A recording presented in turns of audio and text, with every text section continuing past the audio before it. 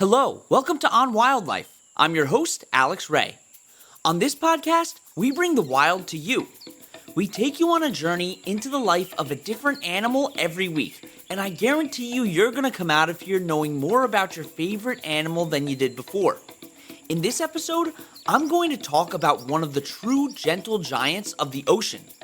They have a history of being hunted by humans, but luckily, they're making a recovery. And even though they might look like fish, they're much more closely related to us. So let's take a dive into the ocean to talk about humpback whales.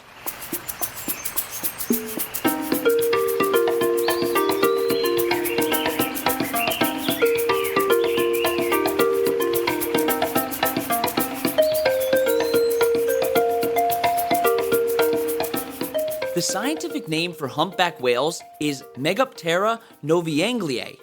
In Greek, Megaptera translates to big-winged, which references their large pectoral fins on the sides of their bodies and flapping movement that happens when they swim. Their common name comes from the hump on their backs in front of their dorsal fin. Humpback whales can be found in any ocean in the world, but their geographic location can depend on the season. In the summer, a lot of them spend their time in the Gulf of Alaska or the Gulf of Maine. Then in the winter, they can be found in the warmer waters near the equator. Humpback whales are a species of baleen whale, and there are 14 species of baleen whales, including bowheads, blue whales, right whales, and a lot of others. Baleen whales are different from other whales because they filter feed, using bristles in their mouths, and we'll talk more about that later on. They also have two blowholes. They kind of look like our nostrils. All whales and dolphins are mammals, so they don't have gills like fish do. They have lungs, and they use their blowholes to breathe in the air before they dive underwater. They've evolved to have their blowholes on the top of their heads so they don't have to stick their entire head out of the water to breathe. Humpback whales can hold their breath for about an hour, but avoid pushing that limit since holding breath for that long can use up a lot of energy. On average, they'll dive for about 4 to 7 minutes and do this about 6 to 8 times an hour. But their lungs aren't the only things that help them hold their breath underwater. They have a protein in their muscles called myoglobin. So do we, but they have about 20 times more of it than we do. Myoglobin is really good at storing oxygen, so they don't need to breathe as frequently because they have a good supply of oxygen already at their disposal. And when humpback whales use two blowholes, it's easier for them to get oxygen, and they need a lot of it because they're so enormous. Adults range from being 12 to 16 meters in length, which is 52 feet long, and they weigh about 25 to 30 tons. That means that if you stood a humpback whale on its hind fin, it would be taller than the average 4-story building. And female humpbacks actually tend to be slightly larger than the males. The tails of adult humpback whales can be as wide as 18 feet. Scientists that study humpback whales oftentimes use their tails to identify them because they're completely unique to that specific whale. Their average lifespan is about 45 to 50 years old, but even though these animals are huge, we have a hard time tracking them. So there are some accounts saying that they can live to be around 80 years old. Okay, let's take our first break, and when we get back, we'll talk about their eating habits.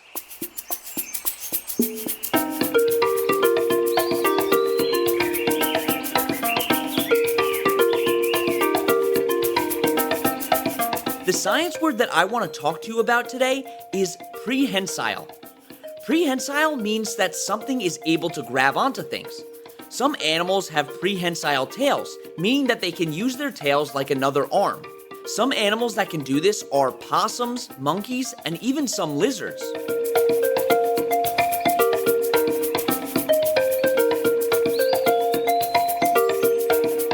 Okay, welcome back. Humpback whales are carnivores, but just because they're big doesn't mean that they eat big things. Their main sources of food are krill, which are tiny shrimp-like animals, and plankton. I already did an episode on plankton, which you should definitely check out. They'll also eat small fish that hang out in large groups. But they do need a lot of food to sustain them. One humpback whale can eat over 5,000 pounds of krill and other small marine animals every single day. As I said before, they're filter feeders, so they don't hunt down their prey like a killer whale would. When a humpback wants to eat, it opens its mouth really wide, which takes in a lot of the prey along with a bunch of water too. In order to help them take in as much food as they possibly can, they have expandable throat grooves, so their throats can stretch and expand, leaving more room inside of their mouths. Then they'll close their mouths, which traps their prey. But now they have another problem. They have all of this water in their mouths as well as their prey. When you look at their mouths, you can see that they don't have teeth like some whales do. They have bristles instead, called baleen. These bristles are made out of keratin, which is the same stuff that makes up our hair.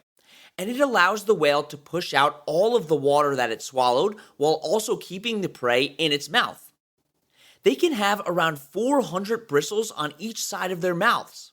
And some humpbacks have a really cool way to trap their prey before swallowing it, maximizing the amount of food being taken in. They use this strategy called bubble netting, and it requires a lot of intelligence and teamwork. The leader of the pod will swim below a school of fish and then use her blowhole to start blowing air bubbles towards the surface in a large ring around the fish. The fish, for the most part, are too scared to swim through the ring. So now the fish are all contained inside of this trap. All of the other whales in the pod will then open their mouths at the same time and take in a large helping of fish. This behavior is learned, not instinctive, which means they get it from watching other individuals in the pod. The young calves usually learn this from their mothers, and they really only feed for about 4 months every year.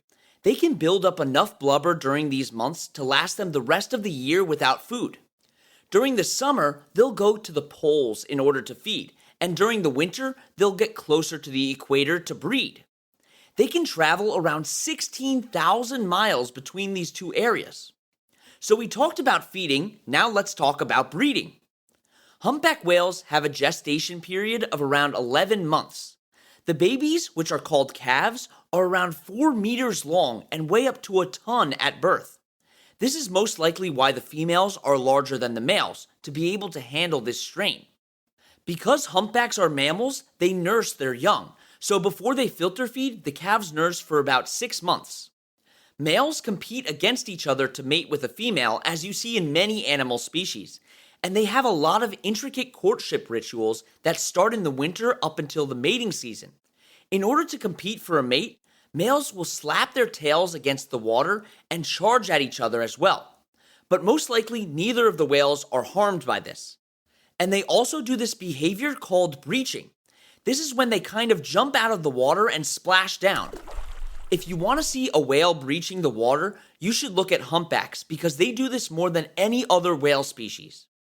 There's still a debate as to why whales breach, but many scientists think that it's a way for the males to show how strong they are to the females. Some other leading ideas are that it's a way for them to get barnacles off of them. It could also have something to do with their communication because they communicate with each other mainly through sound. Speaking of sound, singing is also a significant part of this ritual, as well as the actual reproduction. Male songs have actually been shown to cause the female to be ready to reproduce. And you'll hear more about the sounds that they make right after the break.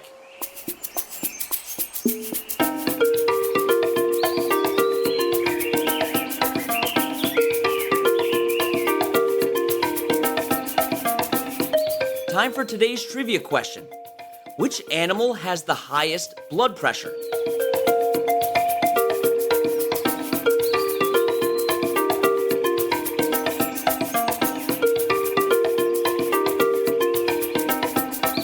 The answer is a giraffe. This is because they have an extremely long neck and they need the blood to get all the way up to their brains. And before we head back into the episode, I wanted to mention something that you definitely want to hear about. We have partnered up with Follow, which is a really awesome company. They're committed to helping wildlife in a really unique way. You can buy a cool and stylish bracelet from them, and each bracelet corresponds with a different animal and organization that Follow partners with. Along with the bracelet, they also send you a QR code that allows you to track a specific animal of your choice on your phone, and it even gives you a little information about the animal that you track. And the best part about it is that when you buy a bracelet, 10% of the proceeds from that sale go to the organization correlated with that bracelet. Some of the organizations that they partner with are Save the Elephants, Polar Bears International, the Sea Turtle Conservancy, and Saving the Blue. If you want to buy one of these bracelets, go to myfollow.com, and don't forget to enter our code, which is OnWildlife20, which gives you 20% off your order.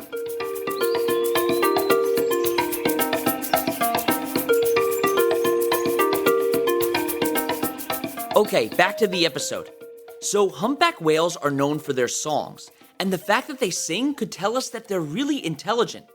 You can hear their songs from over 20 miles away. Humpbacks also have one of the largest brains in the animal kingdom, which is another testament to their intelligence. We still don't know a lot about humpbacks, but we have some hypotheses as to why they sing so frequently. One of the reasons we talked about earlier, for males to attract a mate, and we have some evidence to support this. Males happen to sing more frequently during the breeding season, and they also have longer calls than the females. The second main hypothesis is that they use the songs as a mode of echolocation. Using echolocation, they can send out a sound and listen for that sound to bounce off any nearby objects. It helps to keep them oriented in their surroundings, especially because humpback whales don't have the best vision. Other animals that do this are bats and dolphins. In order to communicate with each other, they use grunts and snorts. And scientists have noticed that calves usually whisper, meaning that their sounds can only be heard at close distances. The reason for this is because they're able to communicate with their mother, who is always right by their side, without attracting predators or other individuals. And we still don't know if this behavior is something that they're born knowing or if it's something that's learned from adults. Humpback whales are mostly non-aggressive animals, but they are very curious and will approach boats, which doesn't always work out in their favor. And killer whales are the only animals on the planet known to attack humpback whales, and even then, they usually go after the juveniles. And what's really interesting is that humpback whales have shown seemingly altruistic behavior, helping others when they don't get anything in return. Especially when it comes to killer whales, humpbacks will actually try to stop them from going after other animals. They've even been known to help different species of whales. Scientists think that the reason for this could be that the humpbacks may have already had a close encounter with killer whales and have learned to try to get rid of them whenever they see them. They also have symbiotic relationships with other animals. An example of this is the relationship between the whales and marine birds. When they make bubble nets to catch their prey, the fish swim closer to the surface, making it easier for the birds to eat them. This is called commensalism because even though the birds benefit from this, the whales don't get anything in return. Humpback whales are one of the most important animals in their respective ecosystems. They eat large amounts of food, which means that they excrete large amounts of waste. When they do this, it puts nutrients back into the ocean, which allows more plankton to grow. And plankton are a food source for so many different organisms. Unfortunately, humpback whales have had to face a lot of problems for many years caused by us, and they're still facing them today. Over hundreds of years, they've been hunted for their meat and oil. This caused their populations to go into a downward spiral, losing 90% of individuals, and at one point, there were less than 500 individuals in the South Atlantic Ocean. Luckily, in the 1960s, they started to become protected animals, and in the 80s, whaling was completely banned all across the world. Now, there are still people who hunt whales pretending that it's for scientific research purposes, but it has declined tremendously since the 80s. Humpbacks have come a long way since then, and their IUCN status has even changed from vulnerable to of least concern. But they still need our help because there are still a whole lot of issues that they're facing. They've been known to get caught in fishing nets and have no way of getting out. And one of the biggest problems is the noise caused by ships and specifically their sonar systems. Humpbacks rely on sound in order to communicate and find their way around the ocean. And these ships are creating so much sound underwater that it's causing a huge disturbance. The sound can even damage their hearing and cause internal bleeding or even death. It can also cause them to completely change their behaviors. So there are still a lot of issues that we need to work on solving. And if you want to help humpback whales, you should check out the Whaleman Foundation, Blue Voice, and Help Humpbacks. Thank you so much for coming on this adventure with me as we explored the world of humpback whales. You can find the sources that we used for this podcast and links to organizations that we reference at onwildlife.org. You can also email us with any questions at onwildlife.podcast@gmail.com. And you can follow us on Instagram at @on_wildlife or on TikTok at @onwildlife. Don't forget to tune in next Wednesday for another awesome episode. And that's On Wildlife.